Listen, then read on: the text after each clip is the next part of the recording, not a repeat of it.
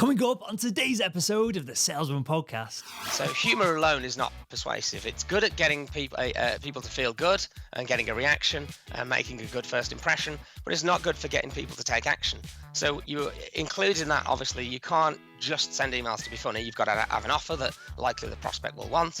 You've got to be contacting the right people. Hello, Sales Nation. I'm Will Barron, host of the Salesman podcast, the world's most listened to B2B sales show. If you haven't already, make sure to click subscribe. And with that, let's meet today's guest.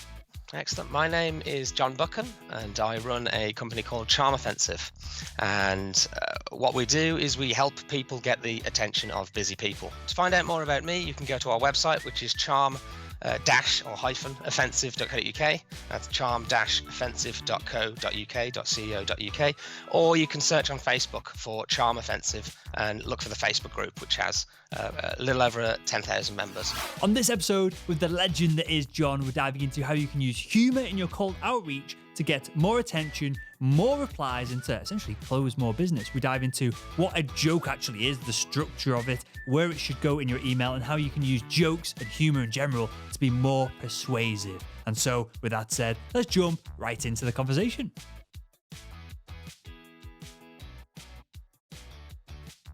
We're going to talk about using humour in sales and business to get attention. But before we get into the how-to of this, which is what I really want to kind of get my teeth into, and I'll explain to the audience why personally in a second as well, kind of beyond sales, which we touched on before we click record. Before we get into all of that, why is seemingly the B2B corporate world so devoid of anything other than blue or grey logos, and it's just so sterile of any humour or personality whatsoever? I have got a theory on this. I think a lot of people believe that B2B stands for boring to boring, and that's something that's somehow been propagated over time.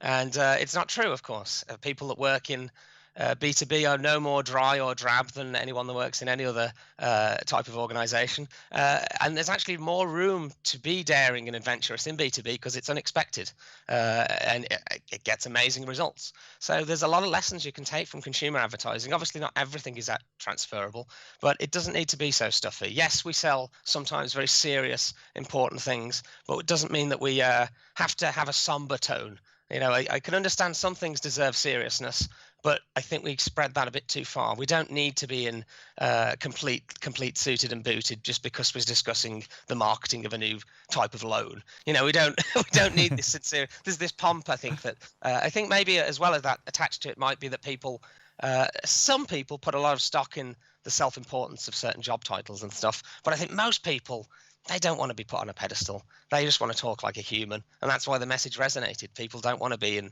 this really stern jargony way of writing. They want to be like they are in their personal life, which is how they are as a person. It's just very human, right? When you see one of your emails, maybe one of mine. We've had Ryan from Lead IQ on the show a bunch of times now to talk about cold emails and throwing your personality into it.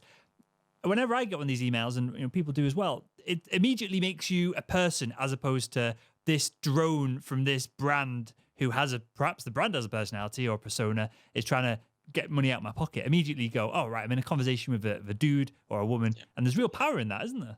Yeah. I say write to people, not professionals. The people with those fancy job titles, they have horrible guilty music, guilty pleasures that they listen to. They have probably silly comedy movies that they watch with their kids. They probably have some good stories of when they got drunk and tried to climb into their own shoe. There's these people that you put on a pedestal. They're just people. So I always, I don't know why I always use this example, but you don't become the CEO of Red Bull and then go, you know what? I don't like to laugh anymore. That's something I did when I wasn't successful.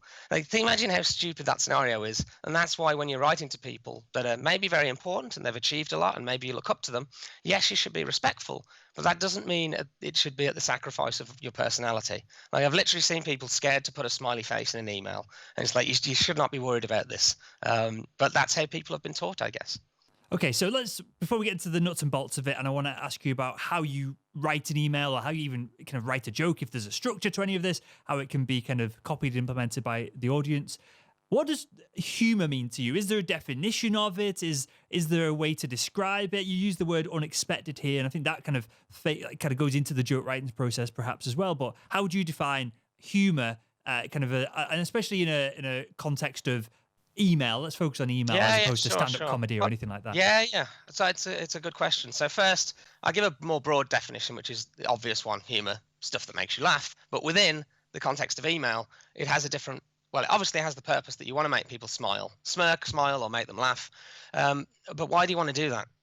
And why is it persuasive? So humor alone is not persuasive. It's good at getting people to feel good and getting a reaction and making a good first impression, but it's not good for getting people to take action. So you include in that, obviously, you can't just send emails to be funny. You've got to have an offer that likely the prospect will want. You've got to be contacting the right people. And if you don't do that, it won't work. So the purpose of the humor is to get people's attention and really get their attention. So the first line in in the original Drunk Cold email would read, "Greetings, Joe. You've never heard of me. Hi, I'm John. I got your details from a list. Gasp. But hey, at least you're list worthy. That's got to be worth something, right?" So that first line to people that are in marketing will know what it's like to be on a list where you're a marketing director, you're getting lots of cold emails. So instead of hiding away the fact that I've got their details from a list, that's the first thing I say, and I make a joke out of it. I say, "Hey, at least you're list worthy. That's got to be worth something, right?" So it's almost like, yeah, you've made it. So how is that unusual? The reason that is unusual is first I use greetings. So I'm like, "Greetings, Ian," or whatever. Who says greetings or salutations? You want every little bit to be as different as possible. And then I admit I've got their data from a list and make a joke out of it. Whereas normally emails start with, "Hi, Ian. Do you ever have trouble navigating the ever complex changing world of social media?" And it's like, I can't even not say it in that infomercial tone. No one I know speaks like this, but apparently that's how you meant to write emails. Whereas instead, you should say the most honest thing you can first and hopefully add a bit of levity. That's going to get people's attention. That gets them to read the next line. So I use humor as a device. It's not always completely throughout the emails, but there's enough humor that I keep winning people's attention that they read the entire thing. And then they're in a good mood. They've made them laugh. They're likely to hit reply, and they're likely to say nice things rather than nasty things.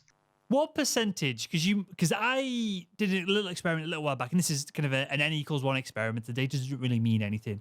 And I think maybe it was 15 emails I sent, outreach to people who could potentially sponsor the podcast. As regular listeners will know, I do all this ad sales on the show, so I'm still selling and I'm still part of the tribe, as opposed to just blabbering on about sales and not actually doing any of it. So with that said, maybe it was 15, 20 emails, whatever it was. I got maybe one. There's one email that came back and basically the guy was calling me a dickhead and saying I was unprofessional and all this kind of stuff. And the email wasn't even that crazy. And then I think it had a GIF at the end of it, which was like people partying and throwing their hands up in the air, and it was something to do with the context of the email. And that was basically it. So everyone else either ignored it or acknowledged it with a smiley face in their response. But there was this one dude, and because I knew who the guy is now because we've actually done business together. And so it got a reaction which led to business. So maybe it isn't a bad kind of thing all in all. But what percentage out of your kind of data and the work that you're doing, John, how many people do react negatively to kind of going out of the ordinary with these things? You obviously with cold pitching, because you're interrupting someone's day, that has got to be part of it. But I've never had that many, even like over the years, I've been doing this since 2012. I've not had that many negative responses. Like I have had them, obviously, and they do happen because you're cold pitching. But there are lines in there. So the last line of that original Drunk Cold email was, "I await your profanity-filled response." So that line is clever because all the people that are laughing will still laugh at that line. It's kind of funny, like you're assuming that because it's a cold email. But the people that were going to write a sweary response, they read that line and they go, "I'm not going to do what you're going to do." You know that's the type of person they are. Yeah. They're not the brightest people. The people that get raged over an email, they're going to see that line and go, "No." So it's good. It distinguishes, extinguishes that possibility. But it does happen sometimes. And with those, obviously, just ignore them. Like, don't contact them again. Unsubscribe them. One of my favorite negative responses I got was that actually after I'd been doing it for a few years. So it didn't obviously dent my confidence because I got so many positive responses. But this one simply read, "Congratulations, this is the worst sales and marketing email I've ever received in my life." And then before I could reply to him to inform him of his error, he replied with, "But the irony is not lost on me that I replied to you." And then we got into a good conversation and didn't do business, but it was funny. So you have to expect that some people reply negatively because you're interrupting their day, just as you would if you put a Facebook ad on. Some people will reply negatively. It's just something you've got to deal with. But I think it does somewhat immunize you from negative responses. Not completely, but it does a little bit. And the people that do reply really negatively, that's another feature of the emails, is that it disqualifies the people that are stern, self-important, that think bland is a quality deserving of reverence. All of those people reveal themselves as horrible people. You wouldn't want to really work with them. They're not going to be the nicest people to deal with. Immediately, though, you're not going to work with those people. So it attracts the people that like your sense of humor and repels the people that have replied with serious anger to a little email. So it's a beneficial side effect that it disqualifies some people as well as qualifying others. Makes total sense. That was kind of what I was expecting. And I guess if you did study this, I bet you the rate of people giving mean replies would probably be similar to just a generic cold email to a generic cold email with X kind of twist. They were just going to email you back because they were bored in the office and be mean anyway. So yeah, you even find when you I've got a friend of mine who is a cold caller, like that's his business. He does, and he finds they'll call someone one day and they're really moody with them. Call them the next day because they've said it's okay to follow up. They're the nicest people in the world. Like you forget people have whole lives that they're living when they're getting your email. So they could have just had a snipe email from their boss, and then you've emailed. Guess who's going to get the brunt of their anger? And that's as simple as it is. That's how it works. Okay, so and I'm sure there is, but if from this conversation so far, there's a structure to building these emails, it seems like we've got to be somewhat unexpected or different. So rather than "Hi Bob," kind of "Greetings Bob" or whatever it is, we've got to be real in both our language, and then I guess there's irony and there's funniness. Is that a word? It's funny when we kind of be blunt about things that other people would kind of go around the hedges to avoid. Refreshingly honest, yes. Refreshingly honest, perfect. Yeah. What else what other kind of key parts are there in a hilarious email that gets responses? So obviously the first line is important. You want to disarm. So I say the first thing you want to do is get attention, and you can do that with the subject line, the first line, and your name. Those are the things people can see on their phone and on their desktop or tablet. So you want to disarm in that first line. Say something unusually honest. So another line I like that I use a lot. I think I probably used this in the email to you, which greetings, Joe. I wanted to introduce myself in a way that showed I was interesting, witty, and clever. Alas, I wrote this email instead. So it's just a self-effacing little opener, and then you communicate. So that's when you talk about what you've got to offer, but that's actually the smallest part of the email. And even with that, I'm using humor to do it. And then after that is persuasion. So you've got a call to action, and I deliver that with sugarcoating. So in the original drunk email, I said, if you agree to chat with me about your digital marketing needs, I will take you for coffee or lunch or tequila shots and promise to be somewhat entertaining. If you're lucky, I may even wear a top hat. First off, I'd just live to give you some ideas you're free to steal. So there's a lot wrapped up in that. I'm making them an offer they probably won't know what to do with. I'm sure that there are I had loads of competitors that run, far bigger agencies that had fancy offices, ostensibly, better case studies, big client names.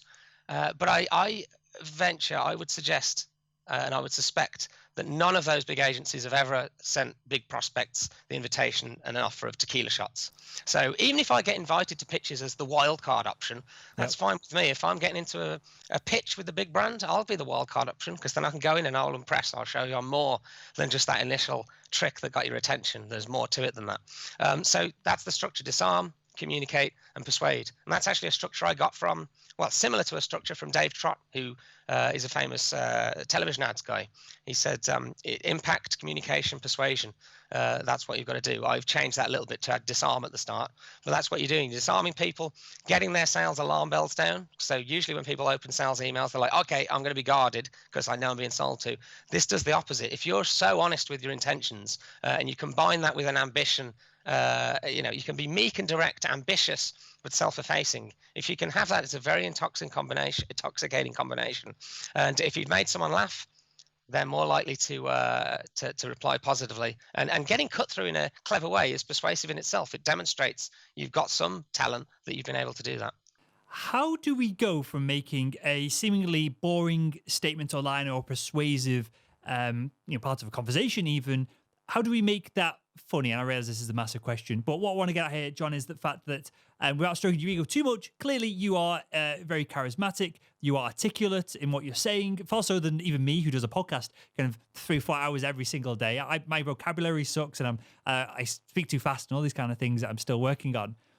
But you use pauses, all this kind of stuff, and it's very easy to kind of listen to you. And so some of that must translate to kind of an email or a call or whatever it is. For someone who doesn't have all of that, for someone who is just a self-confessed bit of a boring bastard, but they think this could add to their game. How do that without what I'm getting at is someone who doesn't have all this naturally. How do they turn a boring sentence into a sentence that grabs attention and is somewhat humorous? Yeah, well, I've got a good answer to this. One is, and you may be able to speed this process up, but the way I got good at it is from the age of very young, maybe 6 or 7 till my teens, I would stay up and watch stand-up comedy, sitcoms, funny movies till like 4 a.m. in the morning on my little TV, and that was my 10,000 hours experience. So if I'd have known I was working, I would have probably tried to procrastinate, but I didn't. That got instilled. So when I came to write that drunk cold email. When I got drunk, that's what came out. I didn't study copywriting ever, so I didn't know about copywriting hooks or anything like that. I knew joke formulas. So an example in that initial email was, I'll take you for, if you agree to meet with me and talk about your digital marketing needs, I will take you for coffee or lunch or tequila shots, and promise to be somewhat entertaining. That's called the comic triple. So coffee, that's expected. Lunch, expected. Tequila shots, in this context, that is incongruent with what is expected. Who offers tequila shots in the context of a new business conversation, especially this is the first contact you've made with them? So that is called the comic triple. There are other joke formulas, and when you know them and when you watch stand-up, you'll see them all the time. So when here's a thing that you should do. You should watch stand-up and watch sitcoms and watch funny movies and have the subtitles on. It's a good little tactic. And then when you study joke formulas, such as the comic triple or the reverse or the triple reverse, and you can find out about all of those in my Facebook group. There's a tag called How to Be Somewhat Funny. When you learn them and you start watching comedy regularly, you'll start seeing them. And then if you write every day, and that's the most important thing, if you write every day, your writing will be improved. So watch comedy. This is the best homework ever. Watch loads of comedy. And then when you write every day, you will get better. And I know that is a platitude, and there's a lot of platitudes over the last 18 months that I've had to come to terms with. Even though they're platitudes, they are correct. That is one of them. If you write every day, your writing will improve. On top of that, obviously read good stuff as well. There's loads of, there are good joke writing books out there. But also just consuming content in general. So watching loads of podcasts with intellectuals on, that will develop your erudition. Just constantly trying to get better. But most importantly, watch comedy, write every day, and look at the joke formulas in the Charm Offensive group. Perfect. Well, I'll link to that specific page in the group in the show notes to this episode over at salesman.org. And what I wanted to get at that, I think you've kind of summed it up nicely, that this isn't something you were born with, right? Maybe people are born slightly funnier. The funniest people I know were kind of either fat or ugly as children and were bullied, like probably bullied by me as a friend kind of thing. My funniest fates were always the ones that were like the black sheep out of the group that they were in, and perhaps this is somewhat of a defense mechanism they dedeveloped that turned into something that's really useful to get attention. Yeah, I was I was never like a popular kid. I like my own things. I like 3 subjects. I like business studies, IT, and English. And it's funny what I've ended up doing, but I always had a very silly, absurd sense of humor, and I've somehow been able to profit from that, which is awesome. It's cool. Okay, so with this, we've got a structure. We've got, unfortunately, you didn't give us a magic bullet, which everyone was hoping for, to just be, it could be incredibly charismatic and attractive to women or men by our levels of humor overnight. Clearly, that isn't the case for anything other than perhaps plastic surgery or augmentation of some sort. What else should we be? Go on, John. I got one final tip. Sorry, Sure. I jumped in there. I'm being annoying. One final line of that original drunk email was, I have attached a picture of a ferret that has been dressed up. According to the internet, his name is Colin. I trust this will charm you into submission. I await your profanity-filled response. So it was in this picture, really, really silly picture of a ferret that had been dressed up in like bunny ears. No reason to be attached. The humor is in the fact that it is just, there's no reason for that. Like, why would you think this would work? So there's a little secret. Fun. I remember I spoke to Rory Sutherland, the vice chair of Ogilvy, about this. I said, I tried to I was showing off basically about the results I'd got, and I was saying all the reasons, all the persuasive reasons and all these technical reasons why it worked. And he said, yeah, it's all very well and good, John, but there's another reason why it worked. I was like, why is that? He said, you attached a picture of a cute animal. It's like, we don't like people, we like animals. Why do you think we put animals in advertisements all the time? And I was like, oh yeah, that's right. So you can intellectualize it, but also it can simplify it. And if someone sees a picture of a cute animal, that also changes their mood. I promise that's the last of my waffles for today. Oh, it's not waffles at all. It's funny you should say that. This is something that comes up regularly on the show. So the fish here, maybe we could talk about this off air another time. I think you can give me some insights. The fish here, the goldfish on the table, was part of a marketing campaign that was going to rebrand the show, and we were going to have it either kind of an orca as part of the logo, or some kind of shark, or some kind of metaphor for kind of like winning business and crushing it. And then the joke was going to be that I was going to keep referring to the shark, but it really was a goldfish, this big old boggly-eyed, like disgusting looking goldfish that I've got on my desk. And then I got busy and just didn't end up doing any of the branding whatsoever. But there's very few brands, right, that have, especially in the B2B space, have any kind of like animal or anything like that attached to them. Whereas in the consumer space, every brand has some kind of animal or mascot, and it's come up in the conversation. It's funny that you should mention it because it's come up in conversations before that. And we literally kind of brainstormed on it. And can you think of any B2B brand that has like a cute animal facing it? No, other than me deploying that ferret, I can't think. and people should. There's a huge opportunity there. And then also on a similar note, daring PR. So there's a company, Brewdog, Scottish craft brewing company, and they do loads of daring PR. Like what was one of them they did? They had the strongest at the time, strongest beer that the world record-setting beer for the strength of the beer, and then the tabloids went after them saying this was disgraceful. Like you're gonna get people to binge drink, which is absurd. This is a drink for connoisseurs. It's not a drink for binge drinking. And in retaliation to that, they launched a beer called Nanny State, which was 1%, which I just thought was brilliant, clever PR. That's another area where B2B, there's room. If you can do daring, clever, somewhat rebellious stuff, there's loads of PR to get, and it's not expected because you're B2B. So there's another avenue there where there's lessons to be learned from the consumer world. Can you remember what the high percentage beer was called? It was like tactical nuclear bunker or something like that. Tactical nuclear penguin or something like that, I believe. Yeah. Even that's just incredible in itself. Yeah, and they've done loads of brilliant PR craft, clever PR stuff. They're really, really, really good. Really impressive stuff. Search for Brewdog PR campaigns, and there's some little clever stuff in there. Okay, so John, we've sent that first email. We've got attention, even if it is someone saying, I'm not that interested, but the ferret is really cute. And that obviously then leads us to another email. Does this humour continue forever until we're in the boardroom, or is this an attention-grabbing tactic? Yeah, just an attention-grabbing tactic. I've said to people that imagine if you were the person in that email all the time. You would be the most infuriating person in the world, because business is serious. You can't always be lighthearted, and people know that this is a device to get their attention. So I always say that obviously you shouldn't just be rude. You should be polite and obviously friendly, but you don't have to be that funny person. I follow up with, used to follow up with enthusiasm, passion, and knowledge. So you've got their attention. But they could easily forget about you if your ideas aren't good. So then you follow up. You'd be expedient. You'd be quick in replying to them, and when they send you a message, always be polite, but focus on showing your knowledge and being just so enthusiastic, because that enthusiasm is intoxicating. That's another leveler.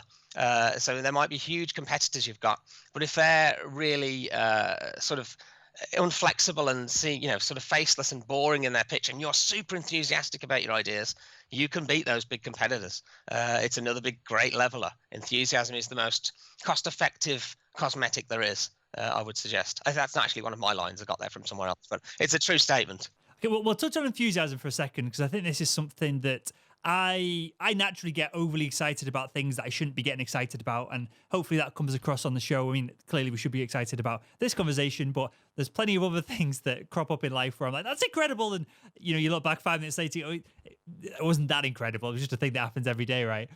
I always try and err on my girlfriend takes the mick out of me on this all the time. I always try and err on the side of like things just being incredible, and that's good. Twice a day I must say this is the best thing I've ever seen.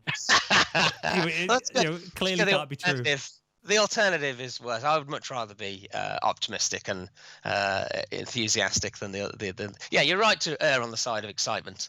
I think we agree on that for sure. And is there any way then to engineer that? I've always been like this. Even my dad as a kid said I'd be running around, this is the greatest insect I've ever seen. And then you turn around and be like, this is the greatest insect I've ever seen. Or like tree or whatever it is. Is there any way that, if you were training someone, right? So say, put you in the scenario, you're training someone up. You've got them to understand the humor element of it. They can do it now over an email. They get an attention. but then people get on a phone call with them and they're kind of monotone and boring Yeah. as heck. How would you give them a kick in the ass and get them excited about this? Well, first thing is only experience can give you the confidence. Like everything when it's new is going to be difficult. You need to make sure that even if things don't go so well, you need to keep doing it. Secondly, realize that the people you're speaking to, 99% of them are nice people. Like there are a few people that are completely unpleasant people. Most people are nice people, and you can even tell them if you're starting out and you're new. You can get away with being honest and just saying, look, I haven't done many of these sales calls before, so I might be a little nervous. People will, you'll ingratiate yourself to people, and then if you do stumble, you'll probably find your more confidence will go up just because you've said that, so they know that you know how you're feeling. And then if you do stumble, they won't be as bothered. They'll actually be on your side. They'll be actually probably finishing your sentences for you because people like to help other people. So don't worry. Most people are nice people, and you've got to just keep practicing. The more another thing you can do actually, if you don't have experience and you're a bit nervous, is what's called graduated exposure. So say you're nervous about writing a cold email, write something for yourself every day. You don't have to send it to anyone. If you're nervous about doing a video, record a video. You don't have to send it to anyone. Then take the next step, send it to a friend, then send it to a peer.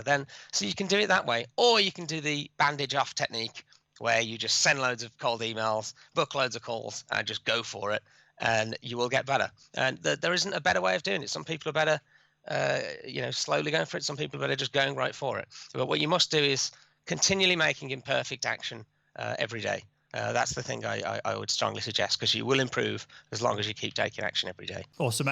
There's the consistency element to all of this as well, right? You mentioned the 10,000 hour rule. Well, just starting today gets you a day quicker than starting tomorrow, right? So you mentioned something here that we don't really talk about on the show all that often, but as we're talking about getting attention, because we don't care whether it's attention through a cold email, we just want the attention, right? To be able to not even necessarily pitch someone, but to be able to consult with them, to be able to get in front of them, to be able to build some rapport, so that even if it's a big, complex B2B deal, we can, again, as soon as we start it, soon it'll be finished. It's better to get the attention now than it is to faff around and get it in 6 months' time. So with that said, you mentioned direct mail earlier on. There's clearly multiple ways to go about this, and as a kind of a marketing background, you might have insights on this, which will be unusual for us salespeople who rely on, typically knocking on doors, sending emails and making phone calls in this day and age that we live in.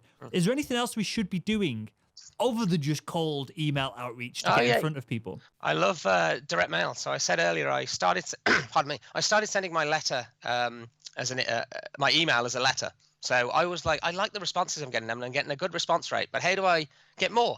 And in my idiocy, I didn't think you should send follow-up emails, which is the obvious thing. I didn't know that's the thing you should do. I thought, well, I'll send a letter in the post. So the ferret picture will be a sticker. I'll include that, and then after a few days I'll send a follow-up that's said to them on email that says in the subject line, sorry for the ferret in the post. They know who that is. Massively high open rates. People will email you because they've got the letter and it's funny, and then the follow-up email as well, you'll get even more responses. So that's super effective. Send some direct mail that is unusual in some way, hopefully cute or funny, along with a letter that's hopefully charming and funny. Follow up a few days later with an email that mentions the unusual thing you've sent in the subject line. That's a really effective technique. If I was to do that now, I probably wouldn't send letters. I would send postcards because they don't even have to be opened. But then there's all of the other techniques you can use with direct mail, big fluffy, pink envelopes and lumpy mail and all that kind of stuff. Lumpy mail, I would say, is one of the best ways of getting really hard to reach contacts' attention. Especially, you can go a step further and you can use one of the services that does handwritten letters. So there's someone actually just in my group who's offering a handwritten letter writing services called Nikki Parr. She's really good. If you send handwritten letters with charming copy to your dream clients, you will get responses. You think how infrequently you get a letter, let alone a funny letter, let alone a handwritten letter, a beautifully handwritten letter. That's going to get people's attention. So that's a super effective technique, and it will work if you deploy it. I love this idea of, maybe I might got the wrong end of the stick here, but if you sent them a sticker that they're going to stick it on something that they're going to see more often, and you're going to be reminded of it as well. And it's clearly even better if there's any kind of brand managers, marketing people listen to this, who have an animal brand logo or something for their company, which is not boring and corporate, which is somewhat charming. I would if someone sent me some cool Yeah. stuff, I'd stick it on the front of my Mac. Yeah, that's another cool yeah. thing. Is I used to there was on the stickers a hashtag found the ferret and at Colin Ferret, I think.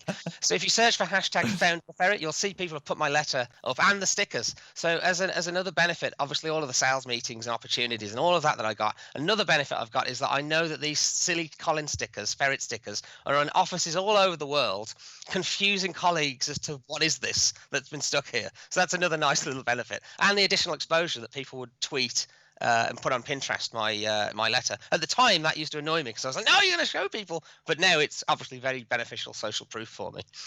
Cool. Well, we've covered a lot of ground in this. I wanted to ask you, is there anything that you feel or I have skipped? Is there anything that we can add to kind of wrap up? Is there anything that we could add? Essentially, is there anything that we've not touched on which can get us more attention as a B2B salesperson? Yeah, I would say if there's one lesson to take, it's to be refreshingly honest. And that's a good route for humor. You'll find if you're super honest and you say the things that you maybe not meant to say, that is a good route. And if you're really honest with people, it's harder for them to reply negatively. But it's something you need to work on, because we've been trained to write in a certain way. So, and the other thing is, as I say, imperfect action every day. That's super important.